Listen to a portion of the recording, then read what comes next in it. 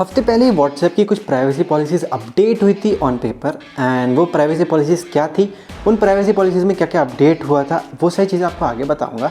But WhatsApp privacy policies आने से पहले कैसे काम करता था एंड व्हाट्सएप क्या क्या चीज़ें करता था जो कंज्यूमर को बिल्कुल आइडिया नहीं होती है, और व्हाट्सएप कैसे अर्न करता है, क्योंकि हमें पता है कि हम व्हाट्सएप को 10 साल से यूज़ कर रहे हैं फ्री। एंड व्हाट्सएप को मार्क जुकरबर्ग ने 2014 में $19 बिलियन का खरीदा था, और जिसमें कि कोई एड्स रन नहीं होती हैं। आपने देखा होगा कि व्हाट्सएप पे कोई एड्स रन नहीं होती हैं एंड तब से लेकर अभी तक भी एड्स रन नहीं हुई है। मार्क जुकरबर्ग ने क्यों खरीदा होगा?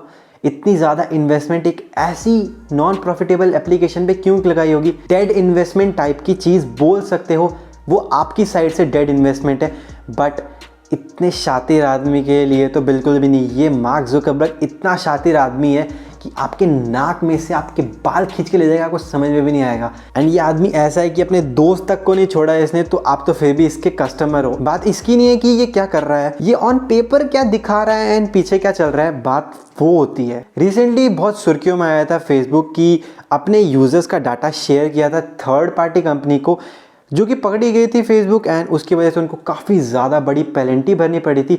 और जो लोग सोच रहे थे कि इन्होंने फर्स्ट टाइम किया था, वो बहुत ज़्यादा मासूम है। एंड ये पहली बार नहीं है कि कोई एप्लीकेशन ऑन पेपर कुछ और है एंड पीछे कुछ और चल रहा है। मान लो अगर आपको कोई फ्लैट खरीदना है एंड आप व्हाट्सएप पे अपने किसी कलीग से या फिर अपने किसी फैमिली मेम्बर से बात कर रहे हो इस चीज़ के बारे में कि मुझे फ्लैट खरीदना है वगैरह वगैरह चीज़ों के बारे में, आप उसको लिंक शेयर कर रहे हो कि इस प्रॉपर्टी का लिंक, उस प्रॉपर्टी का लिंक, तो वो एक स्टोर हो जाती है चीज़ें। अगर आप बार बार एक ही चीज़ के ऊपर बात कर रहे होते हो तो व्हाट्सएप भी स्मार्ट है, वो समझ जाता है कि भाई आप इस चीज़ के ऊपर ज़्यादा फोकस कर रहे हो, देन वो डाटा बेच दिया जाता है। एंड वो फिर बाद में एड्स आप जब भी कुछ और चलाओगे, मान लो आप फेसबुक चला रहे हो, इंस्टाग्राम चला रहे हो, तो आपको उस चीज़ से रिलेटेड एडवर्टाइजमेंट्स देखने को मिल जाएंगी, जो कि एक तरीके से बोल सकते हैं कि कंज्यूमर के लिए काफ़ी सही चीज़ है कि उसको उसकी रिलेवेंट एड्स दिख रही हैं।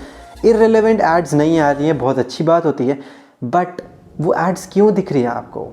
आपका डाटा चोरी हो रहा है, आप कुछ भी बात कर रहे हो उनको क्यों दिख रहा है? आपका कुछ भी डाटा उनको नहीं दिखना चाहिए। एंड व्हाट्सएप एंड फेसबुक पे काफ़ी ज़्यादा एलिगेशंस भी लगे थे सेम चीज़ की वजह से। और अगर आपको लगता है कि सिर्फ यही एक सोर्स ऑफ इनकम था इनका कि आपका डाटा कलेक्ट करके बेच रहा है एंड उस तरीके से आपको एड्स दिख रही हैं एंड फिर वो पैसे जनरेट कर रहे हैं, इनका रिसेंटली पेमेंट ऑप्शन भी आ रखा है कि व्हाट्सएप से आप पेमेंट कर सकते हो, उसमें कुछ चार्जेस काट लेंगे।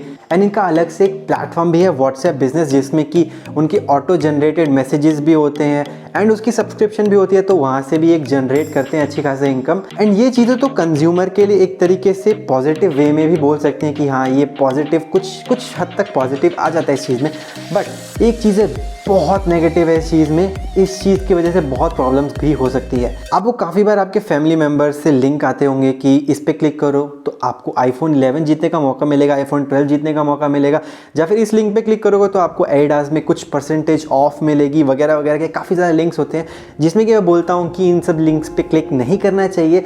अननोन लिंक्स पे तो कभी भी क्लिक नहीं करना चाहिए, क्योंकि काफ़ी ज़्यादा ऐसी चीज़ें भी होती है लिंक पे छुपी हुई जो कि आपके मोबाइल को डैमेज कर सकती हैं, आपकी प्राइवेसी को उस चीज़ पे खतरा हो सकता है।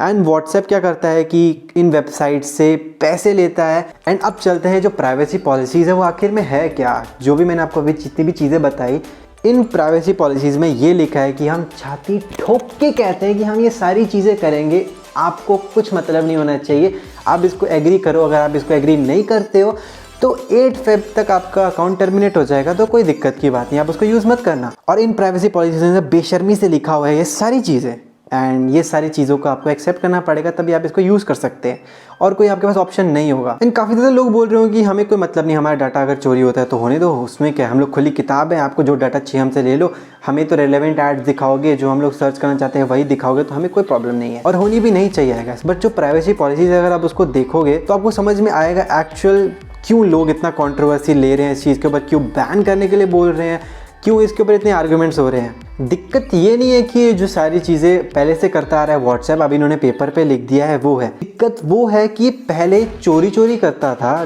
डर के करता था, अभी ये खुले आम करेगा और कोई डर नहीं होगा। और इन प्राइवेसी पॉलिसीज़ में आखिर लिखा क्या हुआ है? एंड सबसे पहले जो बेशर्मी वाली चीज़ मुझे दिखी वो थी कि आपके मोबाइल के अंदर जो भी चीज़ चल रही है, लोकेशन, बैटरी, जो भी सीन चल रहा है, कौन सी गेम खेलते हो पूरा दिन भर, या फिर क्या क्या चीज़ें देखते हो, कितनी देर कौन सी वेबसाइट चलाते हो, कितनी देर कौन सी एप्लीकेशन यूज़ करते हो, सारी चीज़ें व्हाट्सएप स्टोर करके फेसबुक को भेज देगा। एंड अगर आप किसी भी न्यू पर्सन को, अपने न्यू कॉन्टैक्ट को अगर मैसेज करते हैं तो आपको एक चीज़ ऊपर ब्लॉक में लिखी आती है कि एंड टू एंड इनक्रप्टेड है।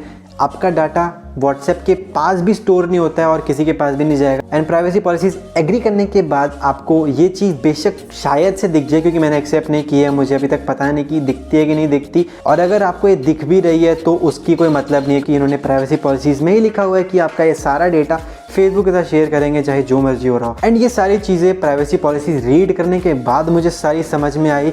एंड इन प्राइवेसी पॉलिसीज़ में काफ़ी ज़्यादा अच्छी अच्छी चीज़ें भी हैं, बट उन अच्छी चीज़ों का क्या ही कर लोगे जब तुम खुलेआम बेशर्मों की तरह चीज़ें बता रहे हो। एंड इन प्राइवेसी पॉलिसीज़ में ये सिर्फ नेगेटिव पॉइंट्स नहीं, काफ़ी ज़्यादा पॉजिटिव पॉइंट्स भी हैं, जिसमें ये क्लियरली मेंशन किया हुआ है कि छोटे बच्चे इसको नहीं चला सकते, 16 अबव भी इसको यूज़ कर सकते हैं। एंड ऐसी चीज़ें भी कि अगर एंटी नेशनल कुछ भी कॉन्वर्जेशन हो रही होती है तो उसका अकाउंट टर्मिनेट हो जाता है। काफ़ी ज़्यादा ऐसी ऐसी चीज़ें भी हैं। बट जब आप बेशर्मी से इतनी सारी चीज़ें ले रहे हो, आप 2-3 अच्छी चीज़ें दे दोगे तो उसका क्या फ़र्क पड़ जाएगा? कुछ भी फ़र्क नहीं पड़ेगा। एंड वही चीज़ हो रही है। एंड जो पॉजिटिव पॉइंट्स हैं वो बिल्कुल ढक गए हैं, क्योंकि जो इनके नेगेटिव पॉइंट्स हैं, इतने बड़े बड़े नेगेटिव पॉइंट्स हैं कि जो पॉजिटिव पॉइंट्स थे उसको कोई देख ही नहीं रहा है भाई, बिल्कुल भी नहीं देख रहा है। कोई यूट्यूबर इस चीज़ के और बात ही नहीं कर रहा है कि पॉजिटिव पॉइंट्स भी है, सिर्फ और सिर्फ नेगेटिव पॉइंट्स पे जा रहा है। और जाहिर सी बात है भाई, नेगेटिव पॉइंट्स इतने सारे हैं। बट आपको मैं एक सजेशन देना चाहूँगा जो कि कोई यूट्यूबर नहीं बता रहा है, कि आप हाइक यूज़ कर सकते हो। हाइक के काफ़ी ज़्यादा ट्रस्टेड एप्लीकेशन है, इंडियन एप्लीकेशन है, ऑब्वियस ही है। एंड आपकी कॉन्वर्जेशन उसमें काफ़ी ज़्यादा एक्साइटिंग हो जाती है, क्योंकि उसमें काफ़ी ज़्यादा मस्त मस्त स्टिकर्स देखने को मिल जाते हैं। आपके एक्सप्रेशन के हिसाब से आप स्टिकर्स भी दे सकते हो, आपके खुद के फेस का भी उसमें स्टिकर्स बन जाते हैं। एंड जो आप मेरे चैनल का लोगो देख रहे हो, ये भी हाइक पे बना है। मैंने वहाँ से डाउनलोड करके फिर मैंने अपने चैनल का लोगो लगाया है।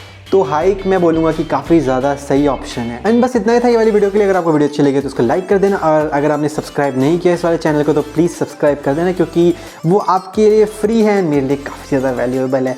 तो उसको सब्सक्राइब कर देना। एंड मिलते हैं अगली वाली वीडियो में, तब तक के लिए बाय बाय।